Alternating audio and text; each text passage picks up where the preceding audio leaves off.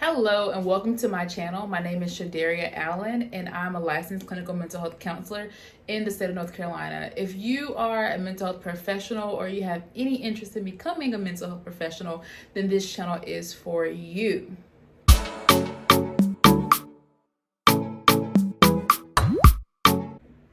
So you want to be an LCMHC? Well, I have a few different steps for you to take that will be able to put you well on your way to obtaining that desired goal, that desired outcome. So first things first, you need a master's degree. You can get your master's degree in clinical counseling or any other related field.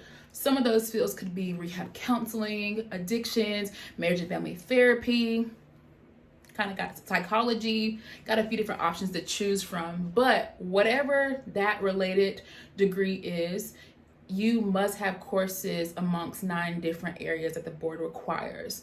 That's counseling theories, ethics, there's different courses. I'll insert them here so that you can become familiar with them. This is very important because what you don't want to happen is you complete your program, you go to try to apply for your license and they say, hey, you don't have pharmacology. And you're like, what? I didn't know I needed pharmacology. And they're like, yeah, that's a requirement for you to be able to have a license in North Carolina. So now you got to go enroll back into a university and take this course before you can get your license. So avoid the headache in the beginning and make sure that your program matches up. Second recommendation for your program choice is I recommend that you enroll in a program that is CPCE accredited. This definitely has its perks that I'll talk about a little bit later. Step number 2 is you have to complete a practicum and internship. This is toward the end of your graduate coursework. It's where you're going to be able to put all the theories and the skills and interventions that you learned into practice.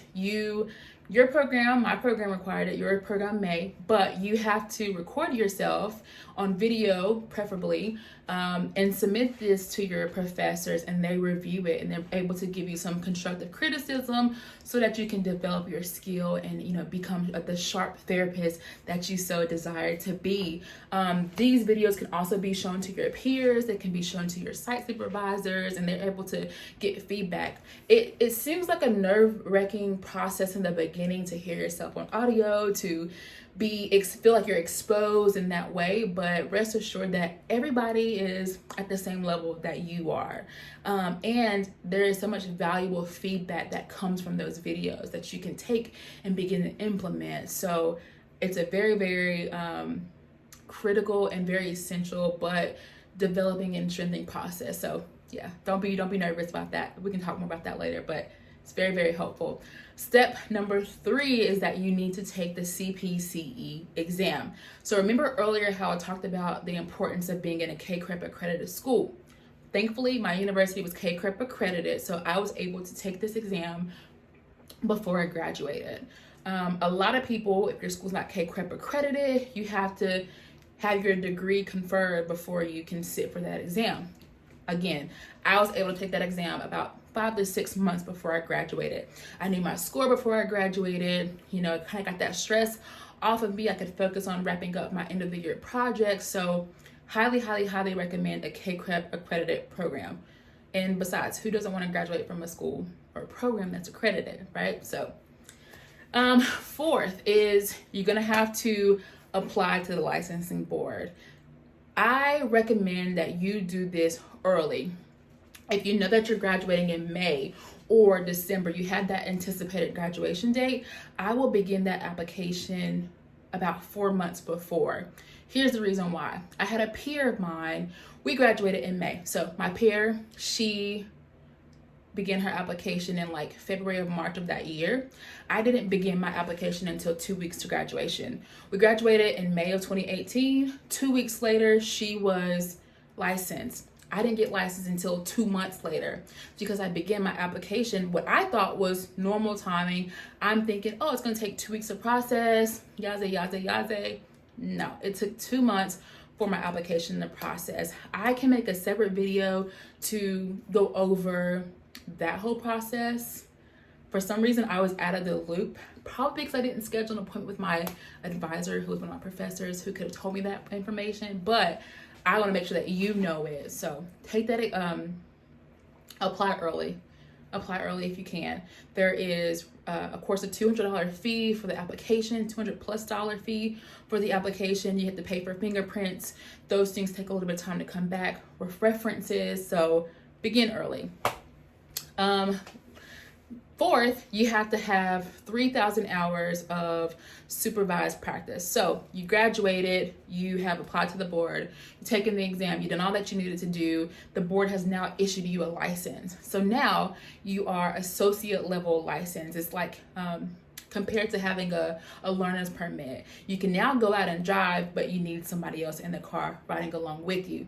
Same with therapy. You can now go out and practice therapy, but you have to have a clinical supervisor who is responsible for you and whatever you're doing. It's who you kind of go to for consultation. It's who you go to get feedback from. So super important. You can't practice without it. So begin thinking about that. These 3,000 hours, it took me a little like 2.5 years, I'll say a little over 2 years, 2.5 years to accumulate that 3,000 hours of experience. And then you can go reapply to the board for full licensure, which means the A is removed and you can now drive in that car without anybody in there. But you still want people to be in the car with you. You still want to have colleagues who you can consult to for difficult cases, etc. So that's super, super important. And you are well on your way to becoming a licensed clinical mental health counselor. So I did want to give 2 disclaimers. The first disclaimer is these things can change. So you want to make sure that you're familiar with the board's website. Go in there, peruse the website, gather information. The things that I'm saying 5 years from now, you could be watching this video and they're no longer relevant. So make sure that you become familiar with that website. You become familiar with the course recommendations, etc. Times are changing. They may require more courses. Instead of 9, they may add on an additional one. Don't know. But the thing is, the responsibility is yours. So make sure that you are familiar with that website. You become familiar with the application process. If you have any questions regarding either one of those things, by all means, leave me a comment. I'll reach out to you and share all the information that I have as it relates to that. Disclaimer number 2, nobody told me this part. This can be a quite expensive process. So not only do you have to pay for your education, your master's degree, that may be covered by loans, grants, parents, whatever, but your education is an expense. The exam, the CPCE exam is also an expense. The application alone is like $200+. Background checks cost. To get your scores sent cost, to get your degree transcript sent costs money, and not to mention clinical supervision. So while you're driving with the learner's permit, you have to pay that person who is overseeing your work. You have to pay your clinical supervisor. This is separate than your job site supervisor in most cases, but you have to pay that person. So your employer may pay them for you. They may offer reimbursement, which will be fantastic. And it's rare, so it's beautiful if they can offer that to you. But if not, you have to pay for clinical supervision. So the cost can add up. As a broke graduate student, I didn't necessarily have hundreds of dollars in my bank account. So, but thankfully I was able to ask my mom for some money, and to help pay some application fees and things of that nature. So be prepared. It is a pretty costly process. So you want to be prepared. I can give a breakdown in the video of some of the costs, but yeah, just be prepared. So if you have any questions about anything that I have said, by all means, you can leave me a comment. And I'll get back to you. Also, like my video and subscribe to this channel. I'll be putting out more information that will help you on your journey to becoming a mental health professional.